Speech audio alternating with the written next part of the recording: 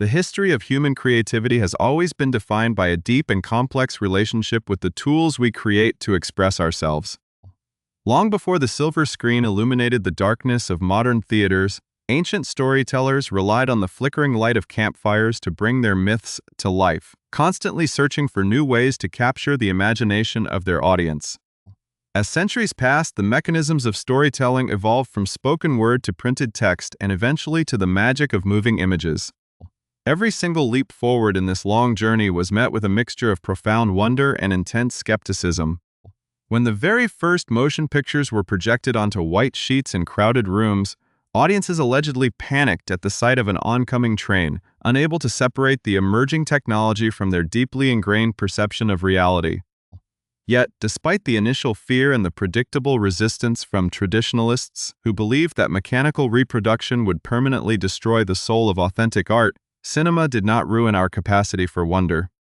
Instead, it expanded the horizons of the human imagination in ways that previous generations could have never possibly conceived, laying the structural foundation for an industry that would eventually dominate global culture.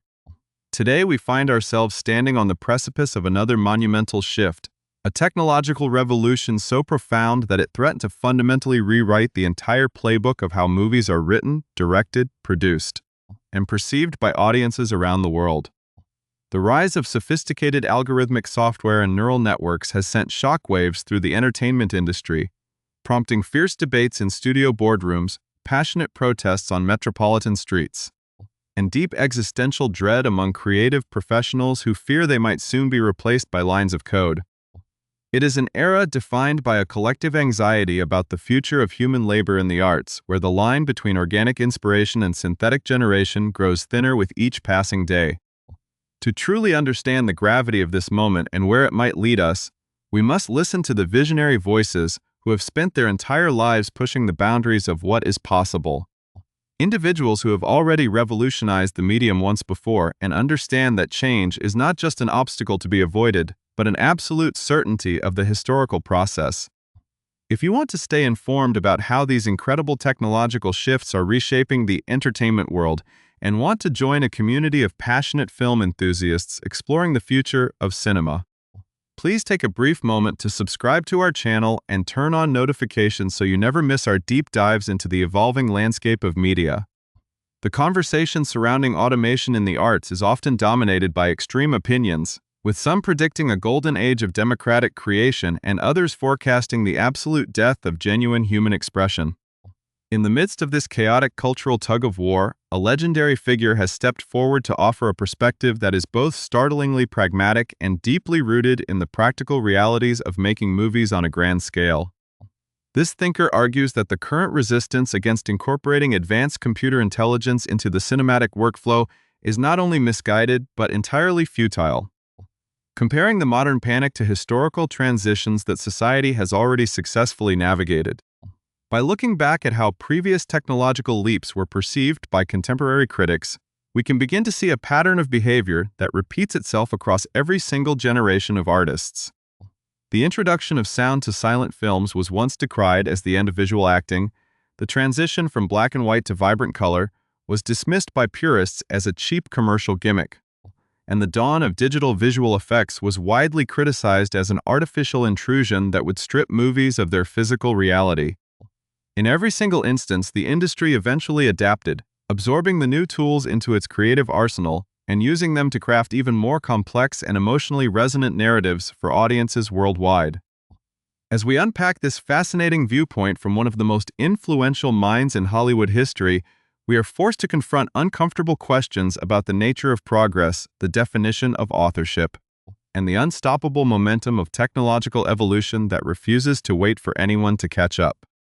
The current moment is not merely a temporary trend or a passing fascination with new software, but a profound structural transformation that will inevitably dictate how stories are told for the next century. To resist this change is to misunderstand the very nature of cinema itself, which has always been a hybrid medium born from the marriage of artistic vision and engineering brilliance.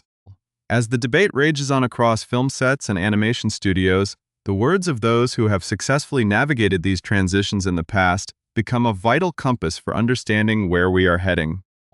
reminding us that the future belongs to those who learn to master the new tools rather than those who spend their energy trying to banish them from the creative process entirely. The legendary filmmaker at the absolute center of this unfolding conversation is none other than George Lucas, the 82-year-old visionary who forever changed the global cultural landscape by creating the monumental Star Wars and Indiana Jones franchises. Speaking candidly in a recent interview, Lucas made it abundantly clear that trying to stop the integration of artificial intelligence into the filmmaking process is a completely useless and futile endeavor for industry professionals. To illustrate his point, the Modesto, California-born director drew a sharp and witty historical parallel, comparing those who desperately fight against computer-generated progress to stubborn people from a bygone era sitting around and insisting that the horse and buggy is the only true way to travel. He noted that such traditionalists would naturally complain about early automobiles, pointing out that cars constantly break down, require expensive gasoline, present all kinds of operational problems, and would eventually be transformed into deadly military tanks that kill people. Through this vivid comparison, Lucas highlighted the absurdity of trying to halt the natural march of technological evolution, emphasizing that progress is an unstoppable force of history and that artificial intelligence simply represents the inevitable next chapter of the creative future. For a pioneer who has spent his entire career operating on the absolute cutting edge of visual technology, the current panic surrounding modern digital tools is merely history repeating itself. When Lucas first began developing the visual effects for his early space epics in the 1970s, the technology he required simply did not exist, forcing him to assemble a ragtag team of rebellious artists, model makers, and computer scientists to invent entirely new methods of optical printing, motion control photography, and digital compositing.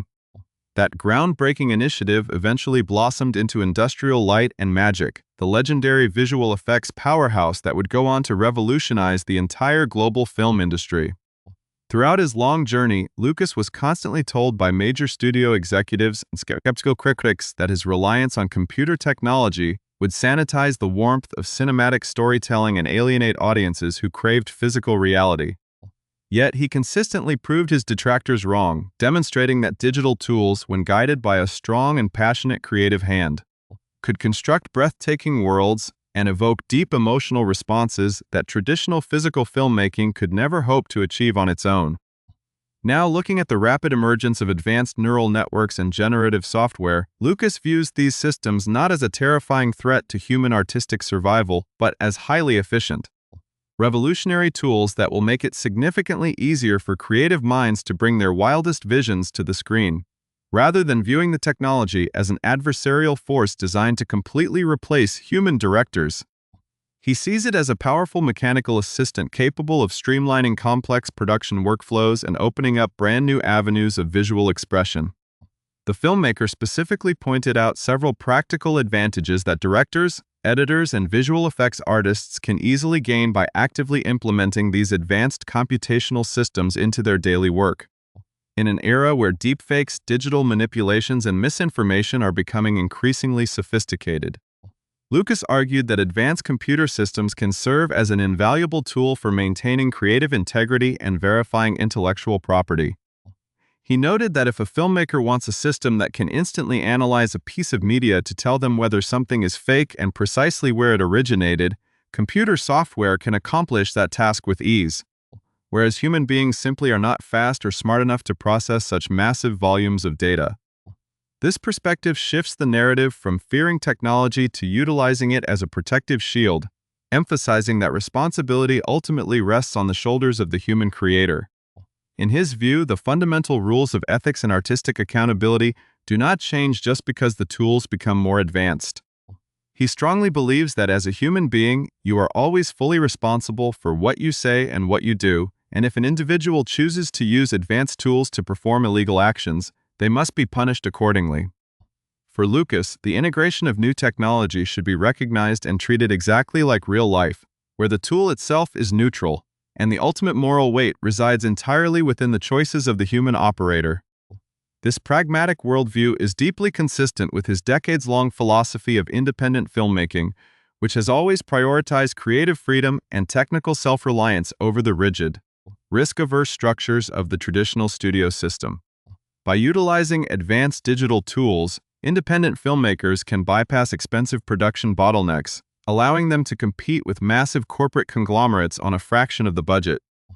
The ongoing debate is not merely about the preservation of old techniques, but about who gets to hold the keys to the kingdom of cinematic storytelling.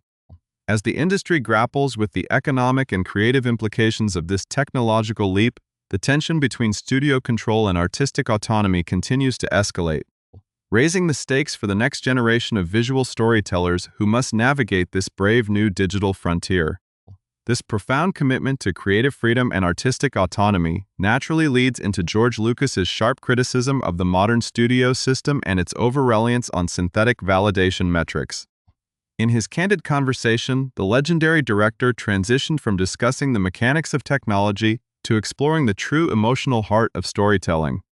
revealing that he is absolutely not a fan of using focus groups to help steer or alter the narrative direction of a film.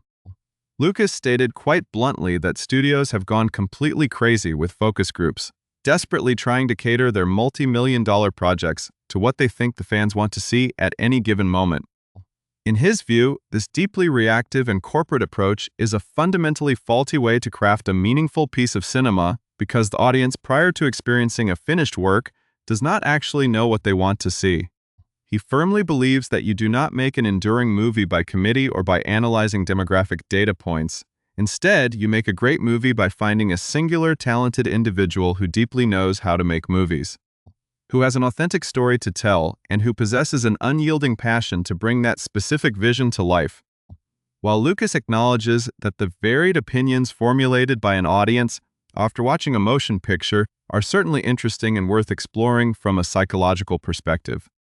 he insists that these external reactions should never be allowed to interfere with or dictate the original creative work. When a studio hears negative feedback from a small test screening, they almost always extract the wrong message, frequently allowing the audience to practically make the movie through forced reshoots and narrative compromises that sanitize the artist's original intent. To illustrate how short-sighted both studio executives and reactionary fans can be, Lucas pointed back to the intense feedback he personally received on various characters throughout the long history of the Star Wars universe. He recalled that critics and older fans who were merely 10 years old when they witnessed the original space opera in 1970s and 13, when the sequel arrived, loudly complained years later that they did not want to see a children's film, vehemently declaring that a whimsical character like Jar Jar Binks was absolutely terrible. Yet, as the veteran filmmaker accurately noted, this exact same pattern of passionate rejection occurred at the very beginning of the franchise, when there was a massive corporate and critical push for him to completely get rid of C-3PO and R2-D2 because people found them deeply annoying. Decades later, during the production of The Return of the Jedi, a similar wave of intense negativity was directed toward the Ewoks, with traditionalists claiming that the inclusion of small, furry creatures would permanently ruin the serious nature of the galactic conflict. History, however, completely vindicated Lucas's intuitive creative choices, as those very same characters went on to become beloved icons for subsequent generations of children who grew up to view them as indispensable elements of cinematic mythmaking. This cycle of initial rejection, followed by long-term cultural canonization, proves his core philosophy that audiences fundamentally go to the movies because they want to be moved emotionally by a cohesive, uncompromising artistic vision. Cinema at its most fundamental level is an emotional medium, not a mathematical equation to be solved by studio focus groups or algorithmically optimized to please everyone simultaneously. The true value of a filmmaker's journey lies in their willingness to take massive creative risks, to introduce elements that might initially confuse or upset contemporary viewers, and to trust that a story told with genuine passion will eventually find its rightful place in the hearts of the public. As we stand on the threshold of an era dominated by artificial intelligence, Lucas's insights remind us that while the mechanical tools of production will inevitably change and become vastly more efficient, the core soul of cinema must remain rooted in human emotion and independent authorship.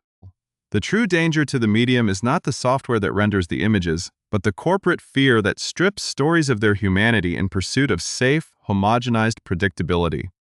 By embracing technological evolution while fiercely protecting the creative authority of the individual storyteller, the film industry can move forward into this brave new frontier without losing the magical spark that has captivated audiences for over a century. The future of cinema will not be defined by a battle between humans and machines, but by how courageously the next generation of filmmakers uses these unprecedented tools to express the timeless truths of the human experience.